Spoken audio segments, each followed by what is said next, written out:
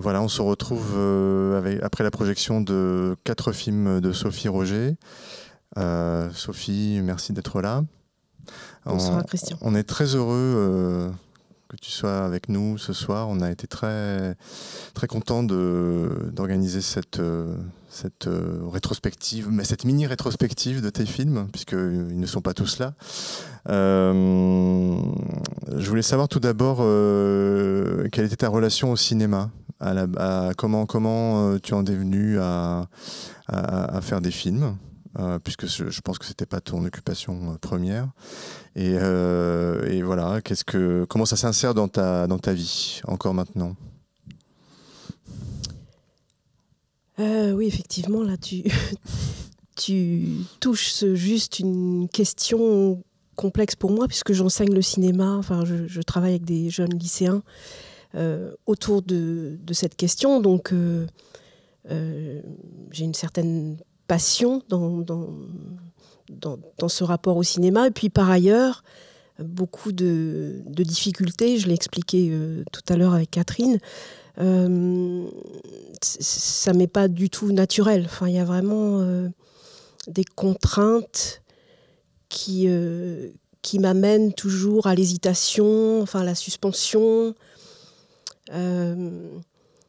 J'y suis venue en fait toujours par une rencontre, enfin des rencontres, celle de Pierre Croton et de Marie Lepalec, qui sont eux des cinéphiles, hein, si on peut dire. Enfin, et puis petit à petit, je m'intéressais surtout à la peinture. Enfin, j'étais même presque dans un rejet du cinéma. Enfin, je comprenais pas tous ces moyens. Enfin voilà. Et puis j'aimais le silence de la peinture, du dessin, voilà. Et puis petit à petit, alors je sais pas comment j'ai commencé. C'est dommage que Pierre soit pas là pour m'aider. Je crois que c'est par la performance en fait. Voilà, je faisais des performances. Alors Pierre était complice. Donc il y a eu toute une série comme ça dans les années 90 en relation à l'animal, aux animaux. Enfin voilà, je me mettais en scène dans des rencontres avec des animaux. On va dire ça comme ça, puisque c'est pas le sujet là ici, mais en tout cas, je crois que c'est comme ça que j'ai commencé avec l'image cinématographique. Alors après, peut-être que le premier film là dont on va parler, Les Jardiniers du Petit Paris, vraiment plus cinématographique, est venu par... c'est très confus, j'arrive pas à me souvenir vraiment de l'origine, mais il y a eu une nécessité à filmer ces jardiniers dont je faisais partie, dont Pierre faisait partie, voilà, dans un dialogue, un aller-retour entre ma fenêtre et puis le champ dans lequel on cultive en fait. Oui, j'ai trouvé que c'était ton film aurait pu s'appeler Fenêtre sur champ, comme on dit fenêtre sur cour pour le Hitchcock.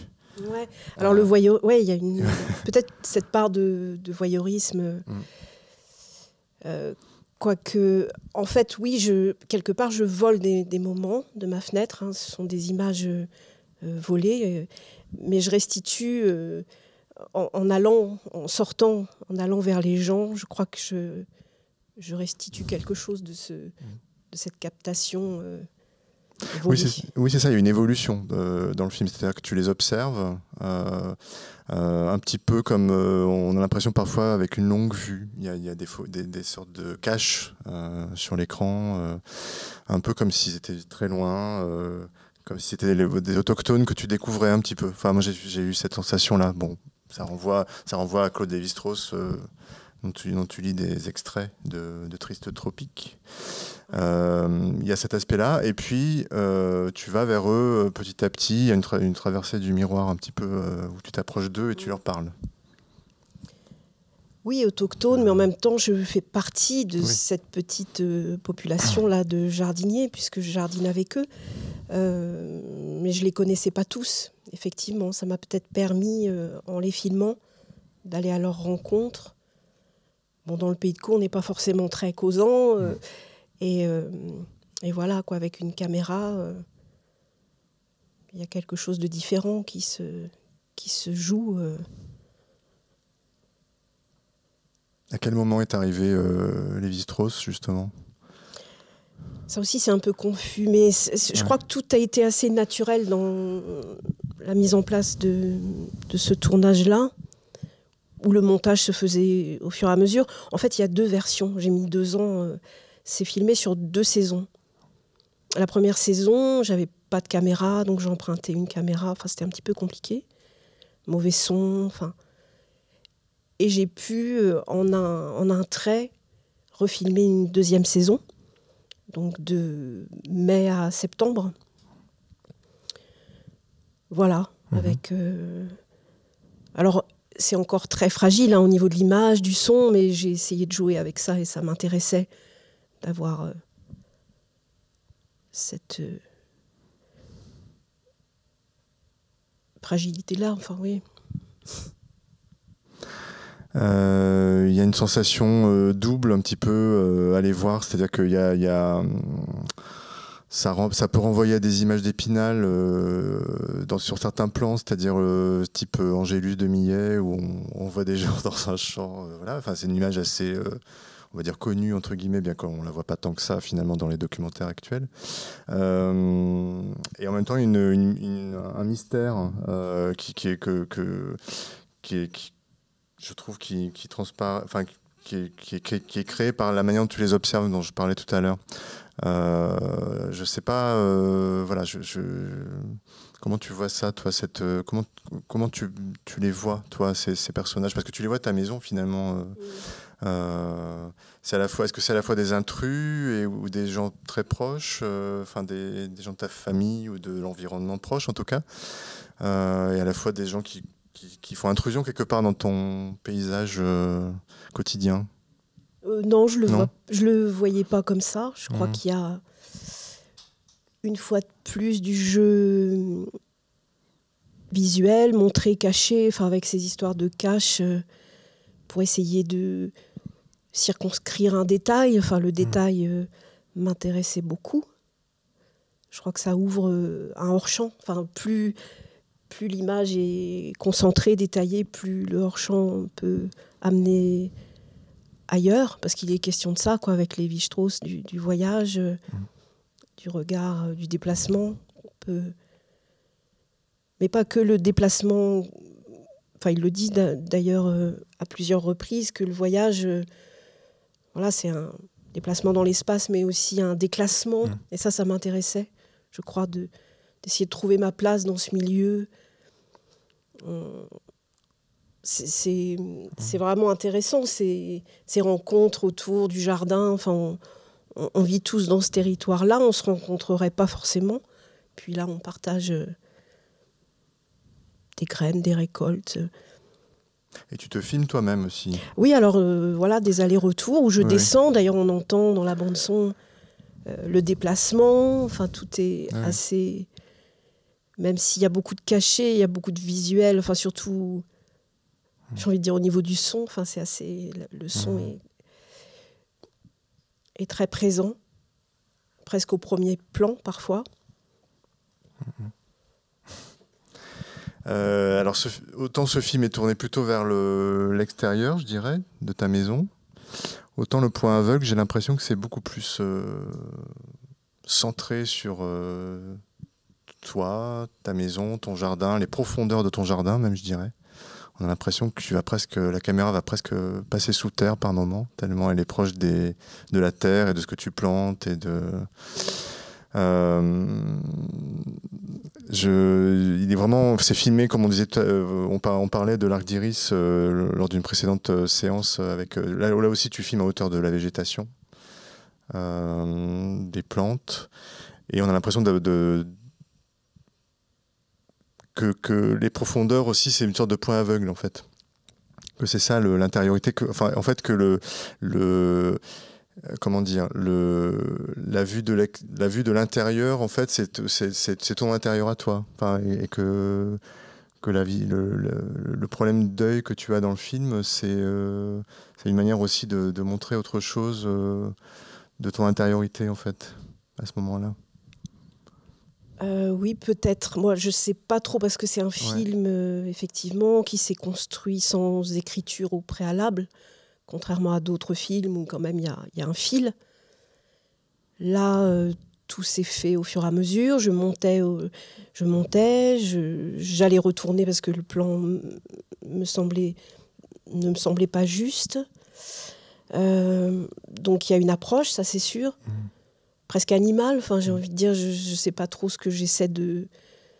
Et en tout cas, il y a une nécessité là dans ce film où les choses apparaissent sans creux, beaucoup. Donc il y a une quête, bon je ne saurais pas dire trop de quoi, mais donc seul, souvent, mais accompagné aussi. Enfin bon, il y a la compagne qui est là déjà dans les végétaux, derrière la Gunera, et puis les animaux, morts ou vivants, les plantes que je déplace, que je regarde, les saisons qui passent, l'artichaut qui meurt devant nos yeux. Et puis un jeu avec les ombres et les lumières, les trous des plantes, les insectes. Qui renvoie beaucoup à l'œil d'ailleurs. Oui, c'est un peu le point de départ du film. On a demandé un texte en fait à une jeune chercheuse qui s'appelle Becca Volker pour qu'elle écrive sur les cinéastes dans leur jardin. Donc, et elle écrit le plus frappant en parlant des cinéastes dans leur jardin en général. Le plus frappant est leur façon de représenter la Terre comme un sédiment complexe de couches écologiques, politiques et émotives. Et je trouve ça, en revoyant ton film, je me suis dit mais c'est ça. Ouais, ça me plaît beaucoup. Après, moi, il y a la question politique qui toujours, parce que je crains toujours cette question, parce que j'aimerais que mes films soient politiques, mais en fait, comme il n'y a pas tellement de messages, c'est évidemment, faut être sensible aux sédiments. Mais oui, si on peut travailler avec ces trois matériaux, enfin, c'est le cinéma qui m'intéresse en tout cas. Oui, moi j'ai vraiment eu l'impression en voyant le film que tu filmais la Terre comme si c'était effectivement une couche des couches de tes propres émotions à toi. Enfin, c'est en tout cas le jardin. Voilà, la Terre c'est un peu, mais c'était formidable de voir ça parce que c'était tout ce qu'on cherchait dans la programmation. C'était ça, c'était des personnes pour qui le rapport à la nature et au jardin est un reflet en fait de ce qu'ils sont, quoi. C'est pas, on n'a pas juste pris des cinéastes qui avaient un jardin, mais c'était voilà. Et ça, on a retrouvé ça vraiment à fond dans tes films. Après, c'est pas un jardin exceptionnel, c'est un petit jardin. Enfin voilà. Non, mais c'est ça qui m'intéressait, c'était de voyager vraiment dans un petit espace en fin de compte où chaque être là végétal ou à sa place ou pas, mais et donc tu ne fais pas seulement des films sur cette thématique-là, on va dire, enfin dans cet univers-là. Tu as d'autres cordes à ton arc qui tournent apparemment aussi sur... j'ai vu que tu avais filmé un potier, je crois que c'est ça, autour de l'artisanat ou de l'art en tout cas. Il y a aussi des films sur des artistes. Là, c'est très lié à Vincent Barré en fait. Ouais. Je suis allée au Rajasthan, dans une famille qu'il connaît très bien, de potiers. Ouais. Et donc, oui, c'est peut-être un film plus documentaire, on va dire, au sens classique du terme. Puisque ce qui est important, c'est de voir comment il travaille, comment il vit. Et puis, j'y suis restée un bon moment. Il y a vraiment une rencontre liée à des amitiés aussi. Enfin, c'est ça qui fait que ça a été possible. Je crois que je n'irais pas dans un endroit pour filmer. Enfin, je n'ai pas eu l'occasion de le faire, mais ça m'intéresse moins. Il y a aussi le film qu'on a diffusé là, qui s'appelle L'île. J'ai un trou. L'île déserte. L'île déserte, pardon. Ouais. L'île déserte, où là, qui se passe dans différents, qui est filmé en tout cas dans différents endroits. où on retrouve des plants de végétation, de fleurs, etc. Mais qui est davantage tourné vers... moi, j'ai trouvé que c'était un film aussi pas mal sur la mémoire aussi, parce que tu filmes le mot m'échappe aussi, mais tu filmes pas des gravures, mais des... oui, des fresques. Voilà, des fresques. Oui. Je cherchais le mot. Et ça, c'est encore différent. C'est encore une démarche différente parce que tu mêles pas mal d'univers et de styles différents. Il y a aussi une lecture qui est faite par un jeune homme qui lit Ulysse de Joyce. Il y a encore l'influence de la littérature.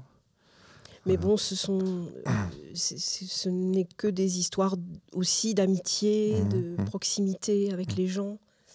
Et puis, il y a un deuil sous-jacent derrière ce film qui